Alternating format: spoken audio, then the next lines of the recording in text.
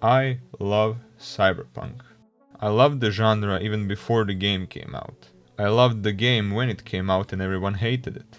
I loved it after it became popular again, after Edge Runners. I love it still to this day, when it's become widely forgotten. And yet, although I love it, I must admit that the game isn't anything special or profoundly new. Certainly not to the heights we were promised before launch. It is unique, and you won't find another game like it. However, among all the broken promises and wasted potential, it's hard to consider this game a masterpiece. Playing this game sometimes just hurts, knowing just how much potential the game had left in the tank. Today, I'll be talking about all those broken promises and wasted potential of Cyberpunk 2077, and how it failed to reach the status of a masterpiece, and possibly the greatest game ever made. For all those who played Cyberpunk 2020, the tabletop game, they've surely been disappointed with just how little impact Lifepaths had in this game. And not only them, but everyone else who trusted CDPR on their promises. They claimed that this feature will affect every part of the game, but that didn't really happen. Lifepaths might as well have not even existed and it wouldn't make a difference. They were the staple of 2020 and yet they play such a small role in this game. You only get a 30-minute introduction into the game, which is different for each of them. And now and then you get some dialogue option, which means nothing, because dialogue doesn't really change anything in this game most of the time.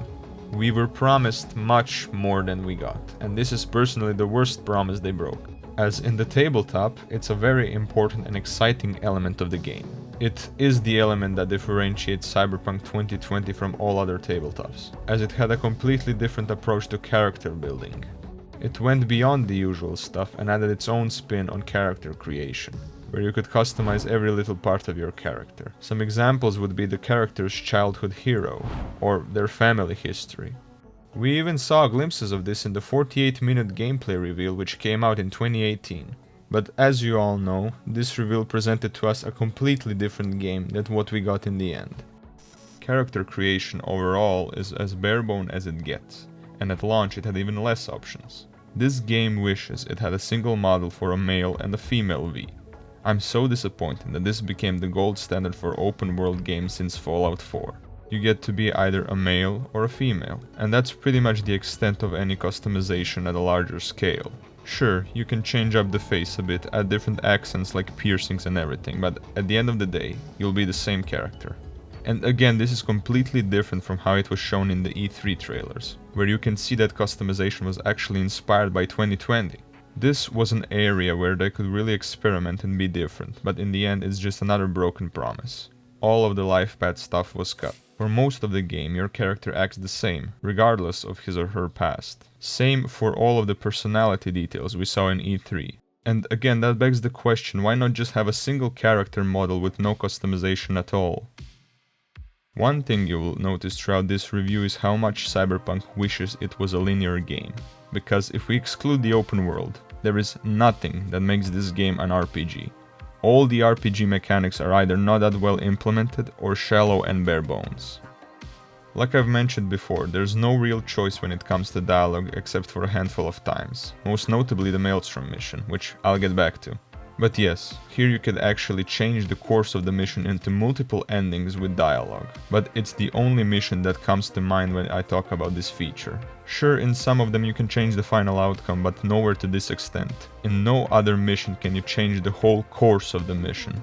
The only other impactful dialogue is the skill checks you get on some missions, which let you skip a part of the mission or get an extra reward at the end. But again, that's so simple and cheap compared to what we were promised. But most open world games try to sell us on this, so it's not that big of a deal. What is a big deal and was another selling point of the game, and was heavily advertised throughout the Maelstrom mission they showed in the E3, is what I've already mentioned, the quest with multiple endings. We were promised that more missions would be like the Maelstrom mission, where you can completely change the course of the mission using your dialogue, sometimes skipping combat entirely, sometimes, like in the Maelstrom mission, getting a favor from the gang or having good relations with them after the mission. But none of that happened. There are no other missions like the Maelstrom one, which is probably the best mission in the game, certainly the most memorable. And this is yet another big disappointment. This is something every RPG should strive for. And they promised to deliver it, but it was just one of the many promises that were never fulfilled. The thought of an open world game actually having these types of missions, even if we got only a few of them, was very appealing. Judging by the disconnect of the design of Act 1 and the rest of the game, it really seems that they wanted to implement this feature, but it seems that it was just too much for them. Another thing that CDPR seems adamant to put into their games is the world interactivity, as was shown in the Witcher 4 graphics trailer. This was another major thing that they promised in Cyberpunk, and again it isn't what we got. There is no way to interact with the NPCs and the world beyond the usual, not even like you can in Red Dead 2 for example. They also promised a whole day and night cycle for the NPCs. They would essentially live their own lives in the game, but of course it's far from that. Now let's go beyond CDPR's promises. Let's look at the potential this game had and didn't use. This is, for me, another big part of my feelings towards Cyberpunk. It's one of those games that has a lot of potential but didn't use much of it, and in the end falls flat compared to what it could have been. Even if we take away the promises, the game still could have been much better, so let's talk about some ways it could have accomplished that. And feel free to write your own thoughts in the comments. I'll try not to waste too much time on this segment because if you're playing Cyberpunk for the gameplay, why? It's really not that good or anything special, it just kind of exists. All the RPG elements feel out of place and the melee combat feels really forced and unbalanced. There are some upgrades like Sandevistan which can make any combat trivial, but then on the other hand, having a cyberdeck and being a netrunner can also be extremely overpowered. So you essentially have only two builds focused around these two cybernetics, and you just branch that out however you want really. Which is okay, but there aren't any dedicated builds or classes, which I honestly think would be way better, because V, as he or she is, can pretty much do anything, and that's just not how the Cyberpunk universe works. The loot and upgrade system is the one criticism Witcher 3 had, and they decided to keep it in this game. It's especially bad because when you think about it, there is a system which is almost hand-tailored for this game. Far Cry 2's weapon condition system. I mean, there's all kinds of weapons on the streets of Night City, some literally made to be dirt cheap and replaceable, something you would buy from a vending machine. Why not have a system like that, and you can have V get better and more reliable weapons over time? Reliability was a big thing in 2020. Same thing with cyberware, which in 2020 had varying quality. For example, Soviet cyberware was crudely made and had big base stats, but it was really unreliable and prone to breaking. Why not put a system like that in the game? Not to mention the horrible cyberware modification system. What they essentially tried to do in the updates is to lock everything behind the levels. They made grinding a necessary part of the game because you need to be a certain level to purchase higher quality cyberware. Before, you simply need to have a high enough street cred which you would max out 20 hours into the game and find the right vendor to sell you the high quality cyberware. Same goes for cyberware capacity, which is now also locked behind levels, or you need to find shards in the world. Again, more grinding. There was so much else they could do, limit you in other ways, because after all, Cyberpunk is all about high tech and low life. But we never get to see the low life side of things, especially on V. And another one that people often forget is that you don't even interact with the gangs. The reason why they exist is to be a nuisance. There's no reputation system with them. Even though you're helping fixers like Padre or Wakako who have ties with the gangs, you don't get any good reputation with them. Or, for example, how you deal with the Voodoo Boys when you find out they use you for their own purposes doesn't change anything in how you interact with them in the sandbox. If you choose the Street Kid Lifepath, Valentinos are supposed to be your allies, since you're close with Padre. But again, the game acts like all of that doesn't matter and they attack you on sight like any other gang. And also just how empty the Badlands are. I get that it's supposed to be like that, but it's the area where nomads are supposed to be, and yet there are only two types of them. Aldecaldos, which are tied to Panam and are friendlies, and the Raffens, which act like any other gang. Which begs the question, why not put other nomad clans or camps in the Badlands? It's not like the area is too small, it's a desolate desert, they could have easily made it bigger. Either that or cut out that part of the map completely, because there's nothing to do there except the Panam questline and some gigs. I don't know if you remember, but this was also a selling point of the game, how the map also features Badlands, not only Night City, though it seems they forgot to mention just how little time you'll spend in them.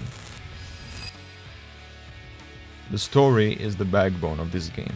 If it wasn't as good as it is, and didn't have such good characters, this game wouldn't be worth 2 cents. However, yes, the story is that good and it carries the game. Although in my opinion, the best thing about the story is the characters. Silverhand and Panam are some of the best written characters ever, and both of them had iconic performances by their respective VAs, which really made them memorable. And I could go on and on about how good the story is, but that's not why we're here. So instead, let's examine a giant missed opportunity of the game, how the first act was handled. A single cutscene. That's the length of the Cyberpunk experience in the game.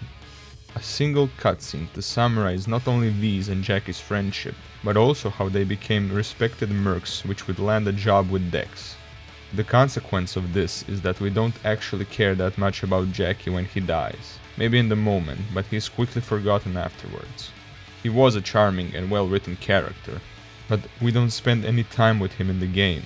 There's no option to hang out or do some side missions together. Nothing. Sometimes I think this game would have benefited from a companion mechanic, like in Fallout. But that aside, the point is that this first part of the game, its first act, feels rushed. We only get 2.5 main missions before the heist. We skip V's and Jackie's rise to power. Essentially, we skip the whole low life part of the Cyberpunk motto. When the game starts proper, V has an apartment and a car. The game would have been far more interesting if we were deprived of such luxuries at the start and had to crawl our way up from the gutter, gig by gig. Why not make V homeless? Making us occasionally rent a capsule hotel so he doesn't pass out from exhaustion. And why not take away the car? You'd have to either walk or take the metro like other people in Night City. We could have had a much better Cyberpunk experience if the first act we got was actually only the ending of a bigger first act that has V move up to the major leagues. They could have even made the gigs different for each tier of this rise, starting from simple grindy ones to scrap together a few eddies, to ones with high profile people involved, that would make you tens, maybe hundreds of thousands of eddies per gig. This prolonged first act would also solve the problem of the main story lacking length. The vast majority of the time you'll spend on side quests, and although the real side quests are quality content, there just isn't enough of them. Most of the time you'll actually spend on gigs and other grindy, plain, boring and uninspired activities, essentially fetch quests in different formats. Like I said, the whole first act feels like a missed opportunity because at the end of the day, Cyberpunk 2077 doesn't truly represent what Cyberpunk means, what the genre is about. And that is probably its biggest sin. Cyberpunk is torn between the story it wants to tell and the open world, and in the end it didn't excel in any of them. If CDPR wanted to give favor to the story, why not just make a linear game? This game was obviously too big of a bite for them, maybe even for any studio. And even if they were given enough time, I think the devs said that the game released at least 1 to 2 years early. Even if they had that time, the game would have still released largely the same. A testament to this was that now, 5 years of updates and patches and the game still has immersion-breaking glitches, and really not much has changed. It just leads me to believe that all of those promises were just blowing hot air, and not what they actually planned to do but had to scrap due to time limitations. I plan to make another video about this game in the future, specifically about the art style and how it doesn't live up to the Cyberpunk name, so stay tuned for that. But that would be all for today. I hope you enjoyed the video and see you next time.